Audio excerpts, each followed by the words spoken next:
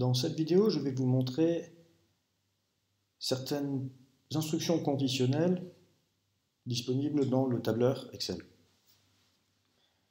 J'ai ici une liste fictive de notes à un examen. Pierre U16, Paul U13, Jacques 11, Marie 9, F 15, Jeanne 8 et Jean 17. Alors déjà, ce que vous pouvez savoir, c'est que si vous voulez trier par ordre alphabétique, vous utilisez cette fonction, trier de A à Z. J'annule cette action. Si vous voulez trier, par exemple, si vous voulez établir un classement de la meilleure à la plus faible des notes, vous pouvez faire un tri personnalisé portant sur la colonne B.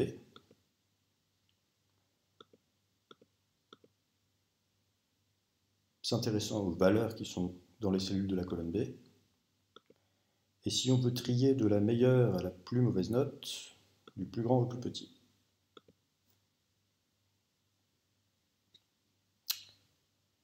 J'annule ce tri. Maintenant, imaginons que pour réussir à l'examen, il est nécessaire d'avoir une note supérieure ou égale à 10. Et je souhaite que s'affiche dans la colonne D soit échec, soit réussite, en fonction de la note dans la colonne B. Pour cela, j'ai utilisé une instruction conditionnelle dans une formule. Puisque c'est une formule, je commence par égal. Et j'utilise le mot-clé si. J'ouvre la parenthèse. Vous voyez que le logiciel me dit comment doit être structurée la commande. D'abord, il faut donner le test logique, point virgule. Si la valeur est vraie, que doit s'afficher dans la cellule, point virgule. Si le test logique est faux, que doit s'afficher dans la cellule. Alors je vais dire si cette cellule B1 est supérieure ou égale à 10, point virgule, j'affiche réussite.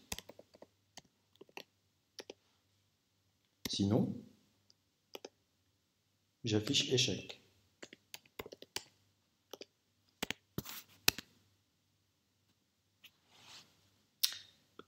Je peux étirer cette formule. Et vous voyez que la formule qui apparaît, par exemple dans la cellule D2, fait porter le test sur la cellule B2.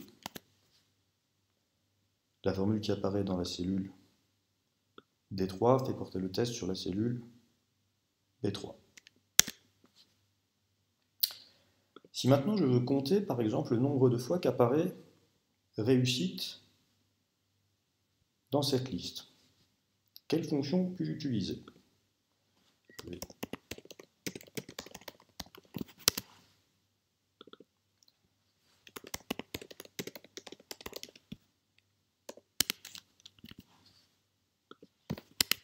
présenter l'information sous cette forme.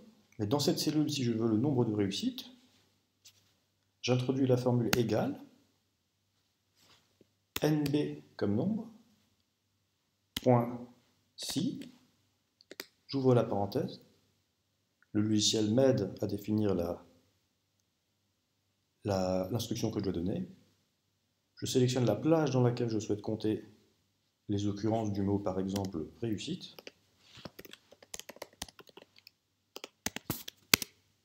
Il y a 5 réussites. Je peux faire la même chose pour compter le nombre d'échecs, en indiquant toujours la plage, et ce qu'on cherche à compter.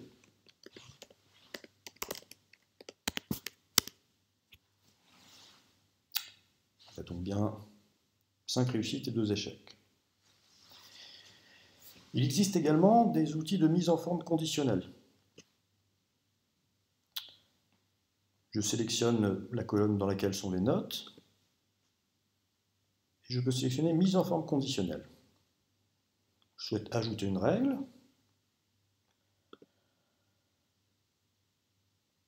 Il existe différents types de mise en forme, échelle à 2 couleurs, échelle à 3 couleurs, barre de données, jeu d'icônes, et classique. On va commencer par jeu d'icônes. choisir d'avoir un rond rouge, un rond jaune, un rond vert. Et je dois définir le critère pour lequel j'affiche le rond vert. On va dire par exemple que si la note est supérieure à 15, j'affiche un rond vert. Si la note est supérieure à 10, supérieure ou égale,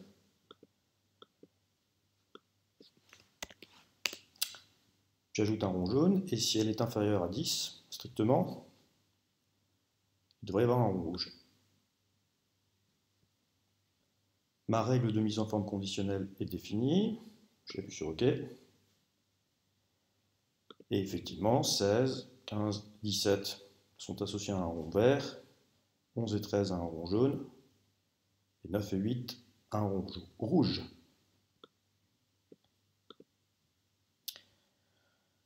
On peut essayer un autre format. Si je souhaite ajouter une règle, j'appuie ici. Et on va mettre par exemple barre de données. Type nombre, je souhaite me référer à des nombres. Les notes allant de 0 à 20. Je paramètre le minimum et le maximum de la sorte. Je valide cette nouvelle règle et quand j'appuie sur OK, j'ai des barres qui se sont créées proportionnellement aux différentes notes. Alors, je peux maintenant peut-être trier, comme je l'avais fait au début,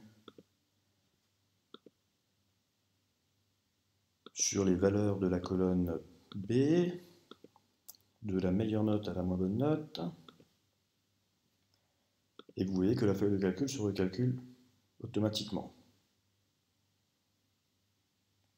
Si par exemple je modifie une note, genre 18, la barre s'est modifiée. Si je fais passer Marie à 10, le nombre de réussites a changé.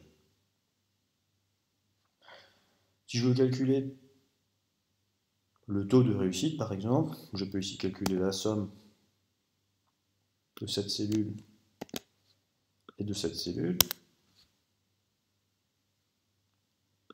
Et pour obtenir le taux correspondant à ces 6 réussites, je divise 6 par le total.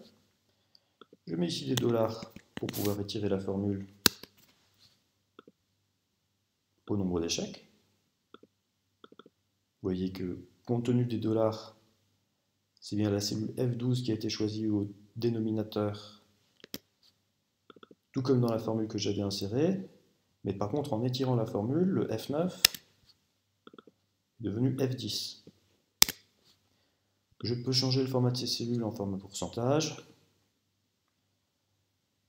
ajouter une décimale, peut-être même faire un graphique circulaire. Allons voir dans les graphiques suggérés. Hop. Je peux mettre le graphique sur une nouvelle feuille. En déplaçant le graphique, je peux demander à ce qu'il soit dans une nouvelle feuille. Je peux changer les couleurs.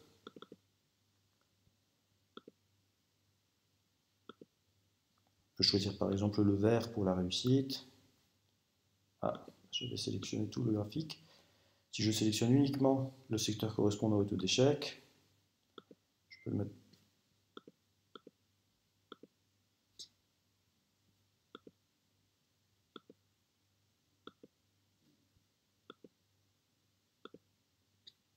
Voilà. Je peux également agrandir la taille du texte.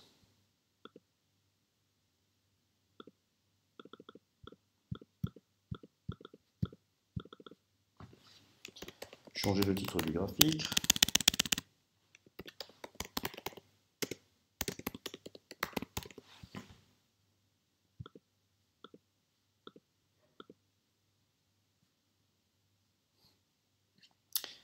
Je peux facilement ajouter des étiquettes de données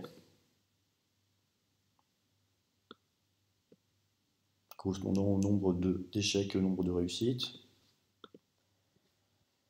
Et bien sûr, l'intérêt du tableur est que tout cela se modifie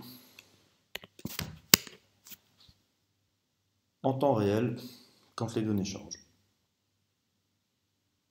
Voilà, j'espère que vous aurez appris une ou deux petites choses en regardant cette vidéo.